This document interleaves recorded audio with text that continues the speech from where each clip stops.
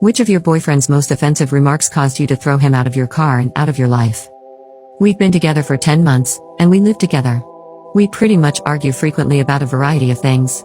But this time, he definitely crossed the line. It started with his car getting towed. We didn't know why, but he was very upset. I know it sucks getting your car towed, so I offered to give him a ride wherever he needed to be. I wanted to help out however I could. I continued to be nice to him in spite of his being very moody.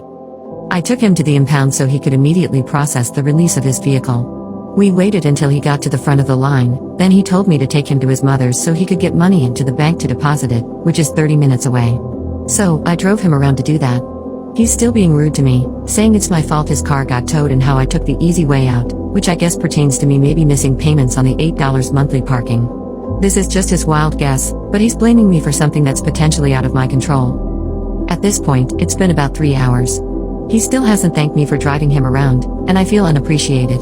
After going to the bank, we agreed that his mom should take him back to the hotel, so I started heading back that way. I then asked him what the address was, and he said he didn't know. I asked, "You don't know where your mom lives?" And he replied, "At least I have a mom. My mother committed suicide when I was 3 years old, and my father just passed away in June. Their deaths are something I'm still coping with."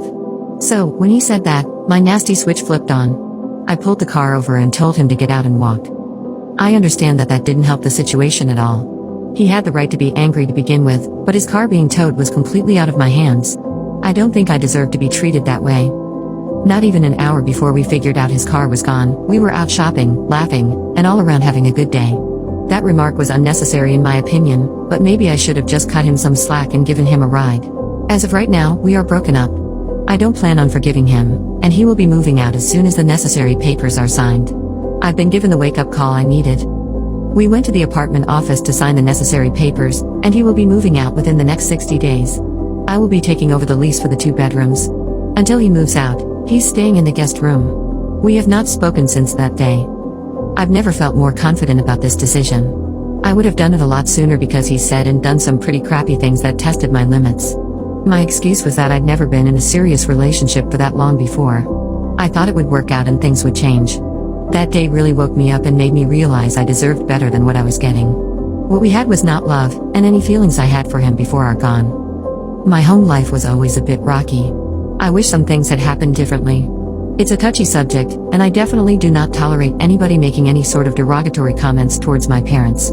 Not from somebody who's supposed to be the love of my life. What makes his comment even more irritating is the fact that he never met either one of my parents. My dad lived in a different state from us when he was alive, which was the main reason why. To be quite frank, I don't think my parents would have liked him anyway. As for me, I'm just trying to figure out how to love myself again. I don't have any interest in pursuing another relationship. It's been 6 months since I turned 21, and I haven't even been to any good bars or clubs with my friends. As a matter of fact, I've barely been able to spend time with any friends since we've been together. I definitely plan on making each day count with the loved ones I have left.